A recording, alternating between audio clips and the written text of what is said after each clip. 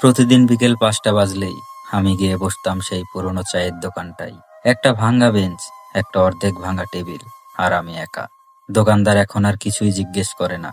ও জানে আমি চা নেব ১ কাপ, আর কারো জন্য ১ কাপ রেখে দেব।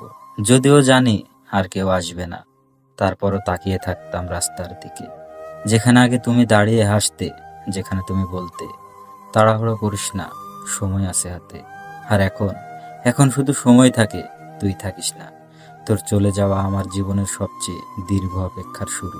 দিন যায় রাত আসে, আমি সেই চায়ের কাপটাই ধরে স্পর্শ খুঁজি, যেখানে তুই ঠোঁট ছুঁয়ে বলতিস, এই চাটা ঠিক আমার মনের মতো না, তুই ঠিক করে দিতে পারবি। আমি এখনো সেই চায়ের স্বাদ ঠিক করছি, শুধু তোকে ফেরাতে পারছি না। তুই বলেছিলি তুই চাইলে আমি সব ছেড়ে তোকে বেছে নেব। আমি তো চেয়েছিলাম রে, শুধু বুঝিনি তুই বেছে নিবি সময়, আর আমি হব শুধু অপেক্ষার নাম।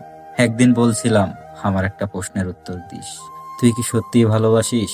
তুই হেসে বলছিলি যতটা সম্ভব, তার চাইতেও বেশি। আজ এতগুলো বছর পরেও আমি বিশ্বাস করি তুই সত্যিই ভালোবেসেছিলি। তবে ভালোবাসা আর থাকা এটা এক জিনিস না। তুই চলে গেছিস, আর আমি পড়ে আছি। সেই ১ কাপ চা, সেই পুরনো দোকান, সেই ভাঙা টেবিল, আর একটা অপেক্ষা যেটাতে কোনো শেষ নেই। তোর কোনো মেসেজ আসে না, এখন তোর কোনো ফোন বাজে না, কিন্তু আমি প্রতিদিন ফোনটা চার্জে দিই। হয়তো একদিন তুই হঠাৎ করে কল দিবি, আর বলবি চা খাবি, আর আমি তখন বলবো ২ কাপ চা দিও মামা, আজকেও এসেছে।